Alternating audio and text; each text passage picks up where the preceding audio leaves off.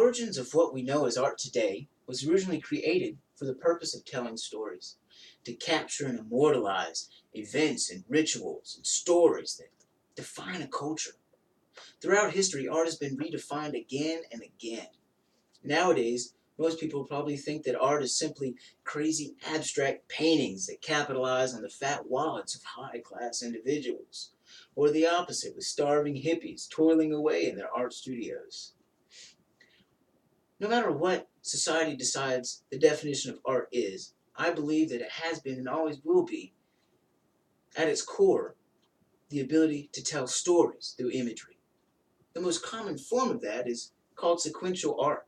Sequential art can be simply defined as a series of images created for the purpose of telling a story. And as an aspiring graphic novelist, I would like to share with you today the history of sequential art.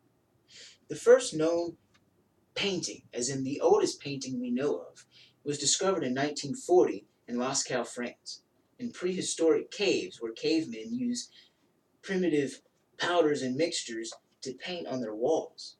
These scenes depicted hunting elephants to reining in horses. They created an invented drawing for the purpose of telling a story. Then we can fast forward to the incredible ancient Egyptian empire. It is probably most well known for its sequential art. When you ask someone to imagine ancient Egypt, they will probably call to mind the paintings on the walls of the pharaohs, the Anubis gods, and Ra, and these creatures that everybody knows so well. And then the Romans and the Greeks also use sequential art in their paintings. And then they begin to use rock sculpture as a form of storytelling. For instance, when an important figure, such as a pope or a king or a emperor, would die, their tombs would be filled with these little sculptures that told the stories of their lives. Michelangelo in the Renaissance, he painted probably the biggest piece of sequential art we know of on the ceiling of the Sistine Chapel, featuring the creation of Adam. In the 1700s, this idea of telling stories through multiple images becomes lower class, and it's not good enough for the art elites anymore, and it sort of recedes into the background and becomes something more for newspaper articles than galleries. However, the next big installments were produced by a man named William Hogarth.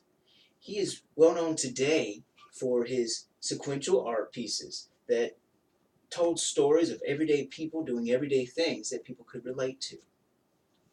An author for Comics Should Be Good named Brian Cronin said that Hogarth's works were precursors to today's comic books. Hogarth's works really inspired a lot of artists of the 18th century. Eli Anthony, a comic book journalist, says that in 1842 we get what is considered to be the first modern comic book published in English. This comic book is named The Adventures of Obadiah Oldbuck, created by Rudolph Topfer.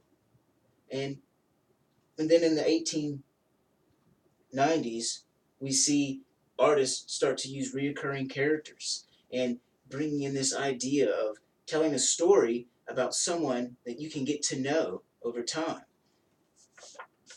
And then in 1897, we get what many people consider to be the first comic book, and it is called Yellow Kid in McFadden's Flats. McFadden's Flats. And with this release, it brings about what many consider to be the Platinum Age, which introduces Superman and Spider-Man and Batman and the people that we all know and love. And this is what many would say is the end of our journey through the history of sequential art. However, I would like to suggest one more installment, and that is in 1888. Pierre Leprince, a French inventor, made the oldest known piece of film called the Roundhay Garden Scene. It is only about 2 seconds long, but it's a movie. And movies are simply a series of still images played in rapid succession to tell a story. That fits perfectly with our definition of sequential art. However, many people do not consider movies and even comic books, as important pieces of fine art. Sequential art has been foundational to media and society throughout all of history. And many artists today will say that these forms of communication don't belong in a gallery and aren't worthy to be called fine art. However, I hope we've seen today that sequential art is actually maybe the most true form of art. Remember next time you pick up a comic book or watch a movie that this form of communication was created by cavemen 2,000 years ago, 20,000 years ago.